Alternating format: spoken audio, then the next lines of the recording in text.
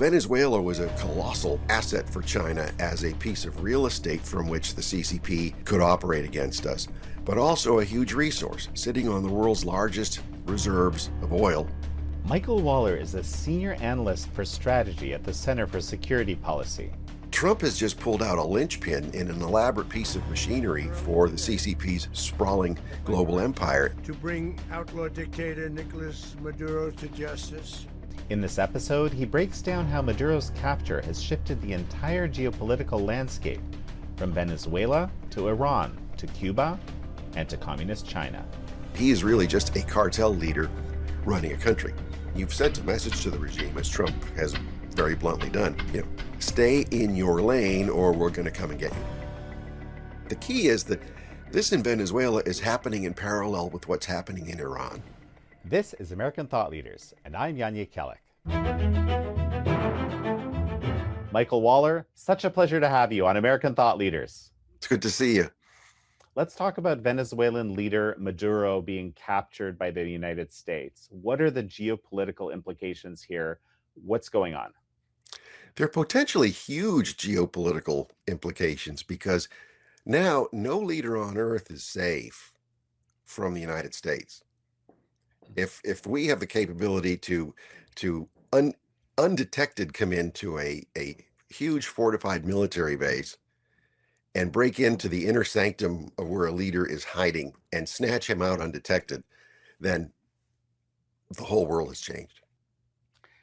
I mean, but it goes far beyond that, doesn't it? I mean, Venezuela, almost a failed state, if not a failed state. I mean, we have all sorts of terror groups operating in there. We have every adversary or enemy of America operating in there.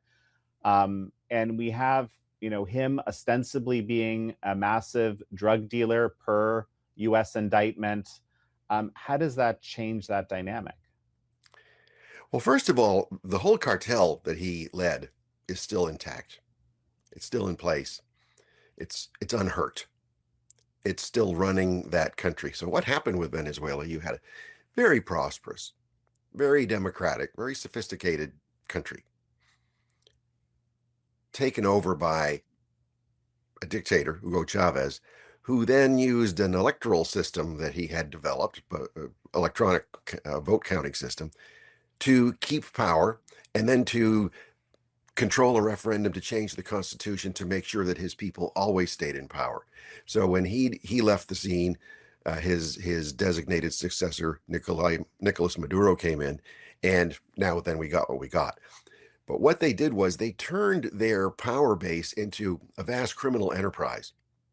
They stopped really governing the country, and they looted. They not only looted the country, but they let what they were looting deteriorate to such a point where they couldn't even pump the oil that they're sitting on, the world's largest reserves.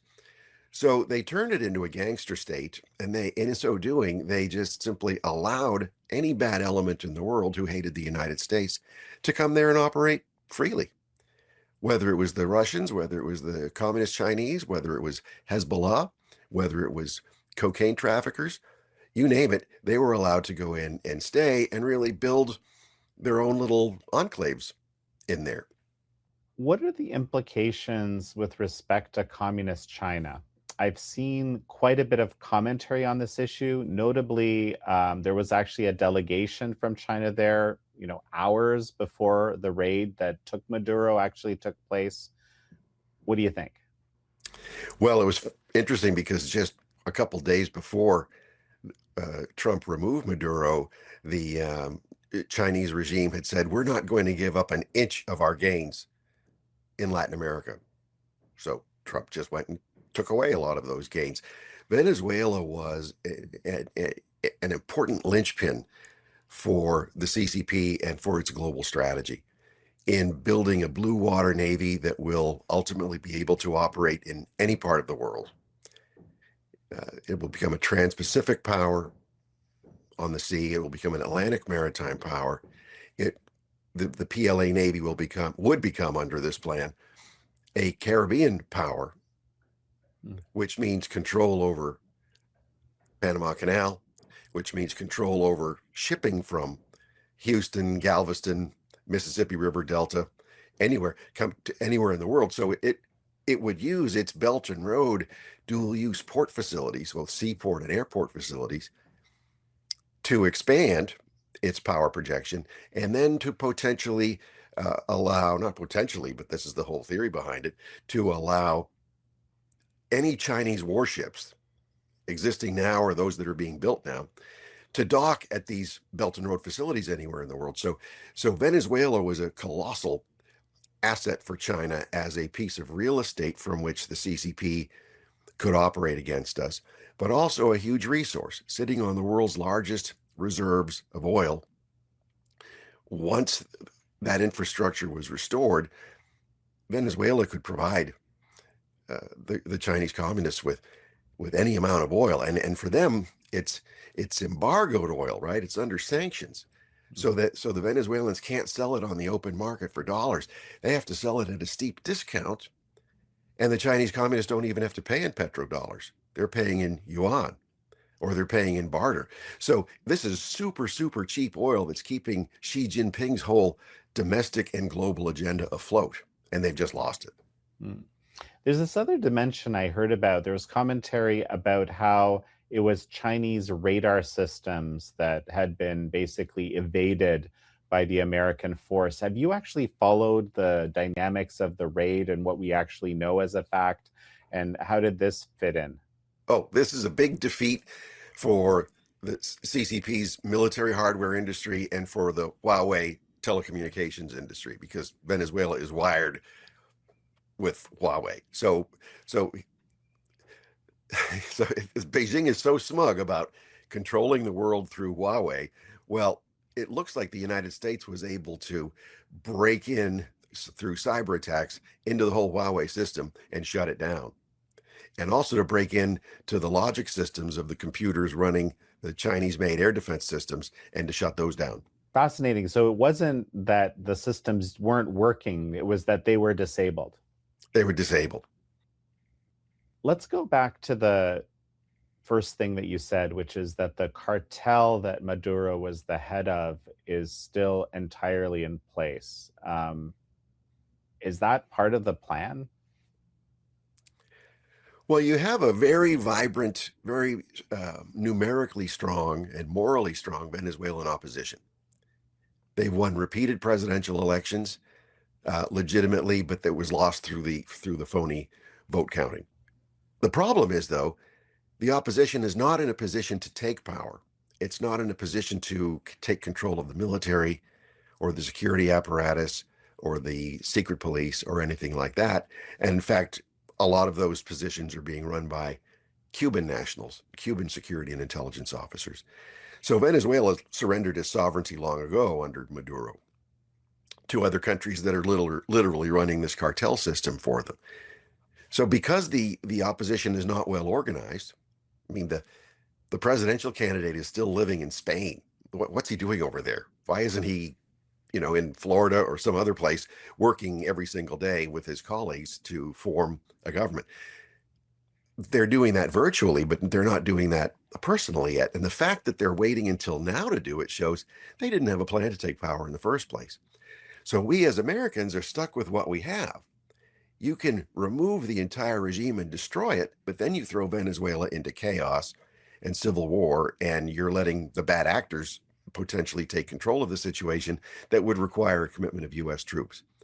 So by plucking out Maduro and his wife, who were already under indictment, whose regime is not recognized as legitimate by the majority of our allies and civilized countries around the world, some 60-odd countries don't recognize it as legitimate. So he is really just a cartel leader running a country.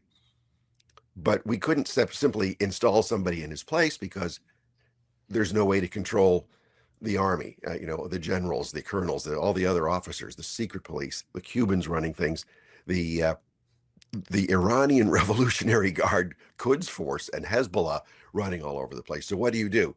You decapitate it, but then you've sent a message to the regime, as Trump has very bluntly done. Stay in your lane or we're going to come and get you. Michael, we're going to take a quick break right now. And folks, we're going to be right back. And we're back with Michael Waller, Senior Analyst for Strategy at the Center for Security Policy.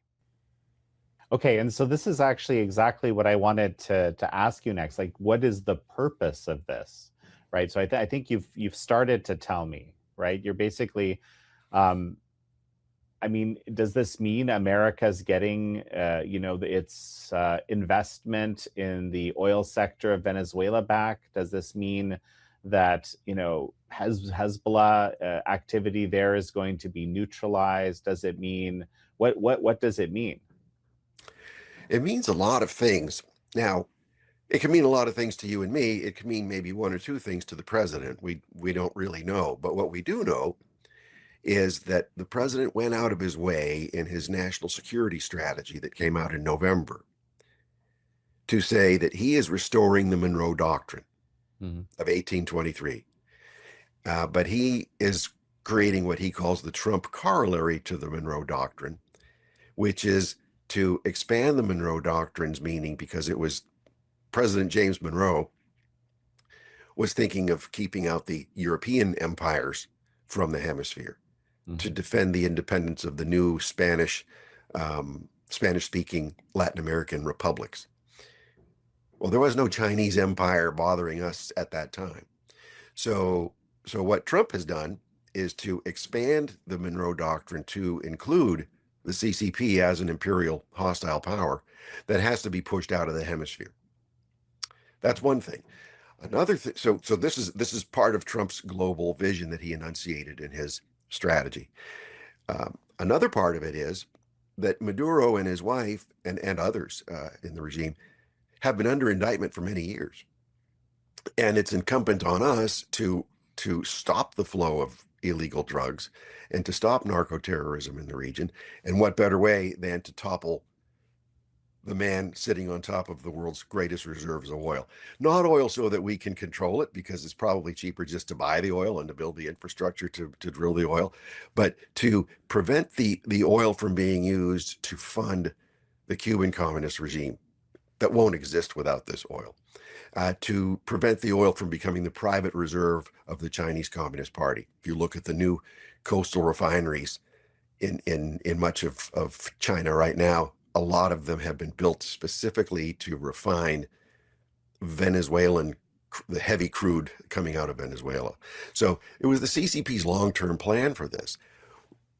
Trump has just pulled out a linchpin in an elaborate piece of machinery for the CCP's sprawling global empire. And when you think of Venezuela and the events going on there, coinciding with the events going on right now in Iran, which is also under an embargo or under sanctions for its oil. So Iran also cannot sell its oil on the open market anymore. The CCP is buying as much as 90% of Iran's oil export output, paying in yuan or non-petrodollars at a steep discount. So the CCP is going to lose all of that steeply discounted oil as well once the Iran regime goes. So it's losing both of those, so that sanctioned oil that was sort of a private reserve and becoming an increasing private reserve for the party. So what's going to happen to Xi Jinping and his agenda? So what is going to happen to Xi Jinping and his agenda? Well, we can only guess, but if you think of, how do interest groups work within the party? The big national oil companies are a huge interest group. They have new refineries that haven't been paid for yet. They need to make profits. So you have these oil billionaires who are also CCP officials.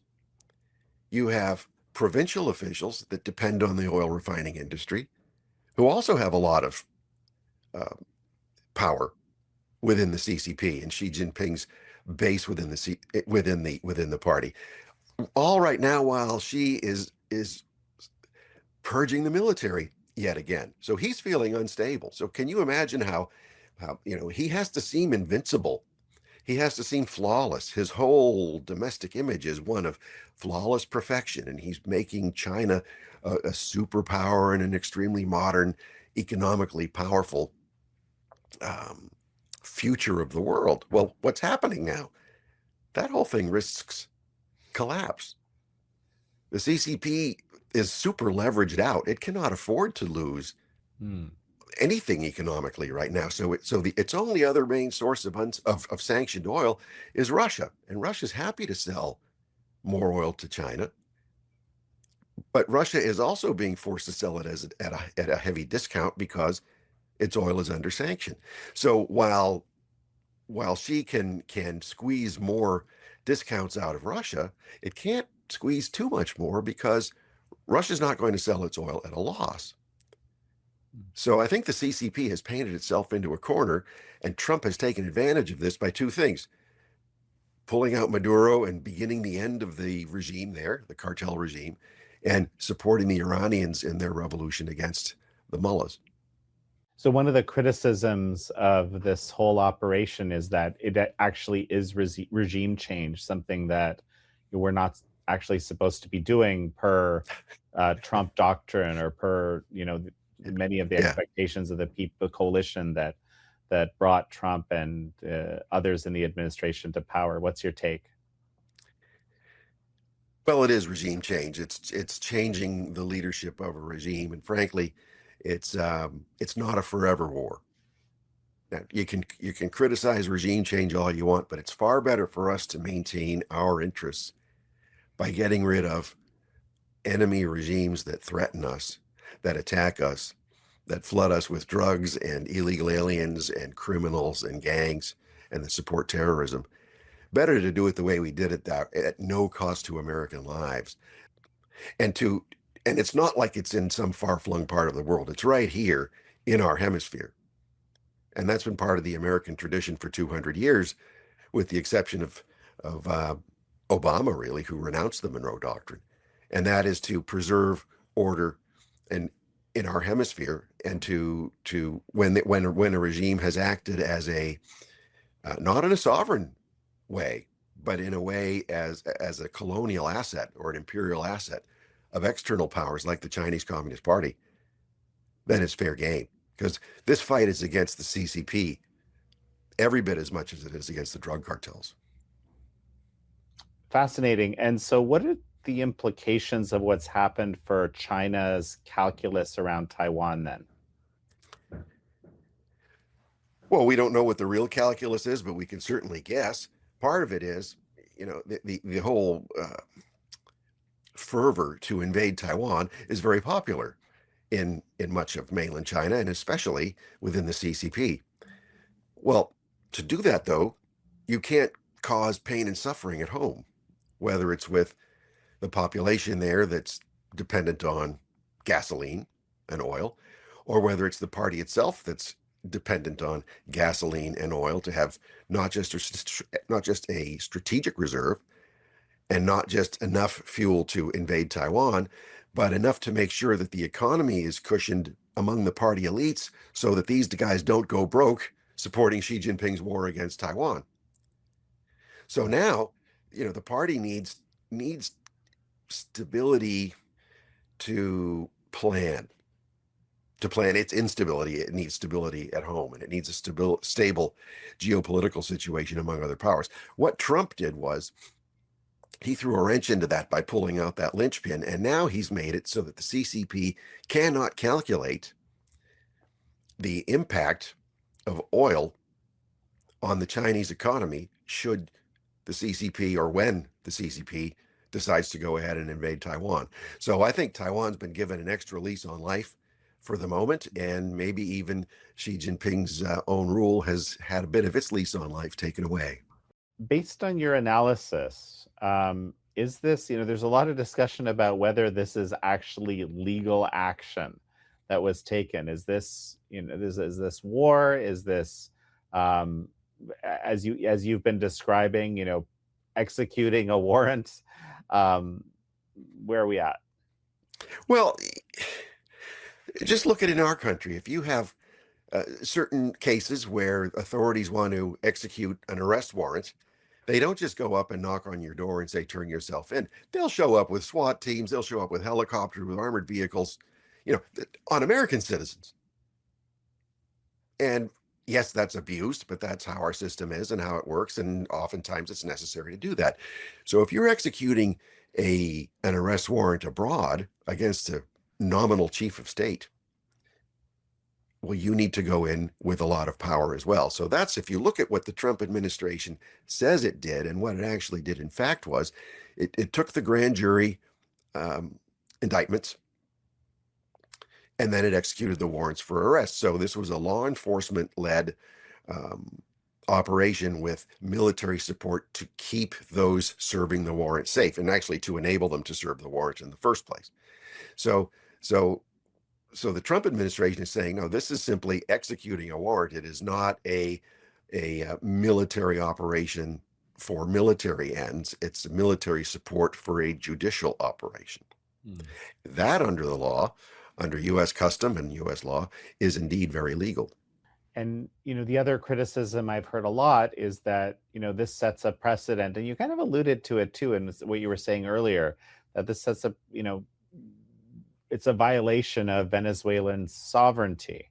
Now, of course, there's the debate whether, I don't know if it's even a debate, whether if he's not a legitimate leader, is that a violation of sovereignty? I don't know, but you did say that now basically everyone is on notice, or the whole world is on notice, that America will come in where it feels it needs to. Yeah, good. So is it a violation of sovereignty or not? If it was to grab the president of Brazil or Mexico, that's a very different thing. Those, they're not cartel leaders. We have diplomatic relations. We recognize their governments. They were elected to those positions. Whereas Maduro, we don't have diplomatic relations. Our allies don't have diplomatic relations. It's a criminal regime, and this is a narco-terrorist kingpin. So if we don't recognize the regime, then we're not bound to the diplomatic and legal niceties that would go along with apprehending a criminal leader. So as we finish up, what would you say is the bottom line here? I know that there's a lot of unpredictability, and it's very hard to predict. The U.S. has asserted itself. That much is clear from our discussion. We have a weakened Cuban regime. We have Chinese needing to recalculate. We have Iran. There's a whole lot of illicit oil that's kind of off the map, unavailable to people who would want it. That's what I'm hearing. What's the bottom line? Bottom line is that for the first time in a very long time, the President of the United States has reasserted the Monroe Doctrine to keep foreign empires out of our hemisphere.